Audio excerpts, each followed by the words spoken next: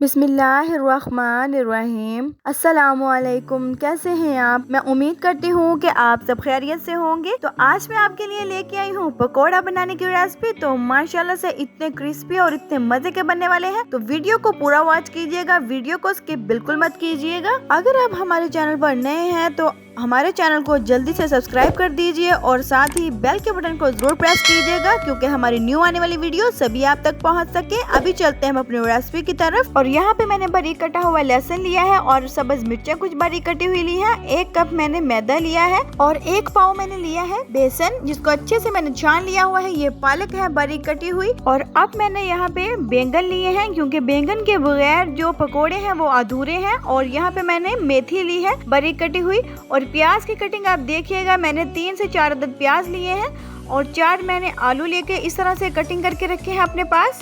चलें जी, अब एक बाउल में मैं आलू ऐड करूंगी इस तरह से कटे हुए। ये आप कटिंग का ख्याल रखिएगा, कटिंग बहुत अहम चीज़ है खाने को बनाने की, हर चीज़ को बनाने की। प्याज की कटिंग भी आप देखिएगा, मैंने किस तरह से बारीक बारीक और लंबे साइज के प्याज कटिंग किए हैं जी। तो अब मैं इसमें पालक ऐड कर रही हूँ। पालक के बगैर भी जो पकोड़े हैं वो बिल्कुल मजे के नहीं बनते। तो अब मैं इसमें बैंगन ऐड कर रही हूँ। कटिंग को आप ध्यान से देखिएगा, मैंने किस तरह से इनकी कटिंग की है। अब सब्ज मिर्चें मैं ऐड कर दूंगी और लहसुन का ख्याल रखिएगा, लहसुन आपने कूट कर इसमें ऐड नहीं करना, बारीक कटिंग करके आपने इसमें ऐड करना है, बारीक चॉप कटिंग करनी है। और अब मैं इसमें थोड़ी सी मेथी बारीक कटी हुई ऐड कर रही हूँ। तो अगर आपके पास कसूरी मेथी है तो आप वो भी ऐड कर सकते हैं। और अब ये जो मैंने लिया है बेसन, हाफ बेसन मैं इसमें ऐड कर रही हूँ और हाफ हम बचा के रख लेंगे, अगर दोबारा जरूरत पड़े तो हम फिर ऐड कर लेंगे। और अब मैं इसमें 1 कप मैदा ऐड कर रही हूँ। मैदे से क्या होगा, ये अंदर से भी बहुत क्रिस्पी बनेंगे। चलें जी, अब यहाँ पे सारे मसाले मैं इसमें ऐड करूंगी। 2 चम्मच मैंने खुश्क धनिया का पाउडर लिया है, 1.5 चम्मच मैंने रेड मिर्ची का पाउडर लिया है और 1.5 चम्मच ही मैंने नमक लिया है, 1 चम्मच मैंने दड़ा मिर्च ली है, हाफ चम्मच मैंने काली मिर्च और 1 चम्मच भरा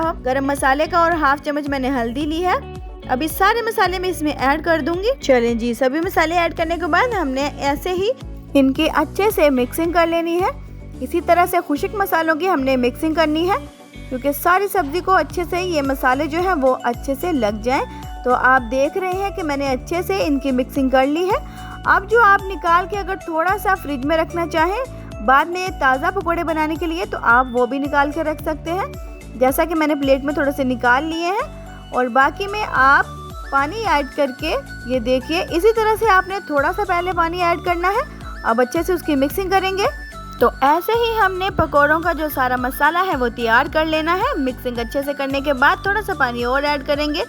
जब अच्छे से तैयार हो गया है माशाल्लाह से, तो अब हम घी मैंने पहले ही रख दिया था फ्लेम पे, तो घी में बनाइएगा ज़रूर, आप ऑयल में बिल्कुल भी मत बनाइएगा।